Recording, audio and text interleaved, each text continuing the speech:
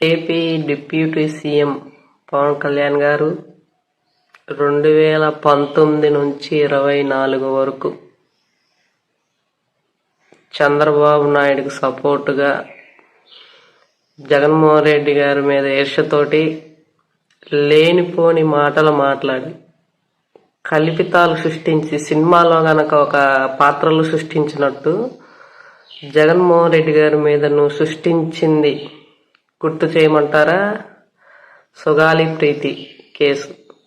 ప్రతి సభలో ఎక్కడికి వెళ్ళినా కానీ అదే మాట్లాడావు. సుగాలి ప్రీతి కేసుకి ఏం చేసావు ఈరోజు? ఖచ్చితంగా దానికి ఆన్సర్ ఇవ్వాలి. రెండోది, 30,000 మంది మహిళల్ని మిస్ అయ్యారని 30,000 మంది మహిళల్ని తీసుకొచ్చావా? 2 సంవత్సరాలు కావస్తుంది మీ కూటమి ప్రభుత్వం అధికారంలోకి వచ్చి. తీసుకొచ్చారా? 30,000 మంది మహిళలు ఎక్కడున్నారు? మీరే ఎక్కడైనా దాచిపెట్టారా? ఎక్కడ దాచిపెట్టారు? లేదా తీసుకొచ్చారా? చూపించండి. 19 నుంచి 24 వరకు ప్రతి సభలో మాట్లాడారు కదా 30,000 మంది మహిళలు మిస్ అయ్యారని. ఇదిగో నేను తీసుకొచ్చాను ఎంతమందినని చూపించండి. రాజకీయంగా ఆడవాళ్ళని వాడుకోవటంలో ఏంటి అసలు మీ ఉద్దేశం? కేసులు పెడతారు అక్రమంగా, ఆడవాళ్ళని హింసిస్తారు.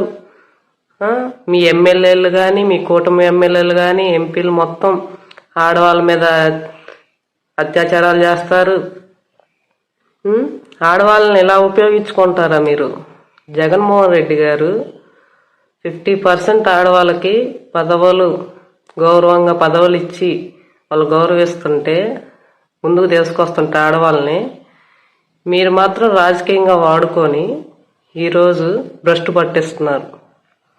ఆంధ్రప్రదేశ్లో ఆడవాళ్ళ మీద అగాత్యాలు ఎక్కువైపోయాయి.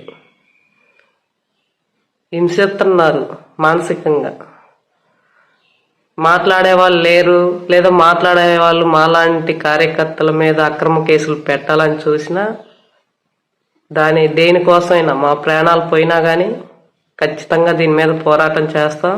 ఇంకా రానున్న రోజుల్లో మేము బయటకు వచ్చి ప్రెస్ మీట్లు పెట్టి మీడియాల ముందు నువ్వేదైతే సుగాలి ప్రీతి కేసు గురించి మాట్లాడావో, 30,000 మంది మహిళలు ఉన్నారో, మీ కూటమి ప్రభుత్వం ఎమ్మెల్యేలు కానీ, ఎంపీలు కానీ, ఎవరైనా కానీ ఆడవాళ్ళ మీద చేస్తున్న అత్యాచారాల గురించి ఖచ్చితంగా ప్రతి ప్రజలకు మేము చెప్తాము. సిద్ధంగా ఉండండి. మీరు ఆన్సర్ ఇవ్వడానికి రెడీగా ఉండండి.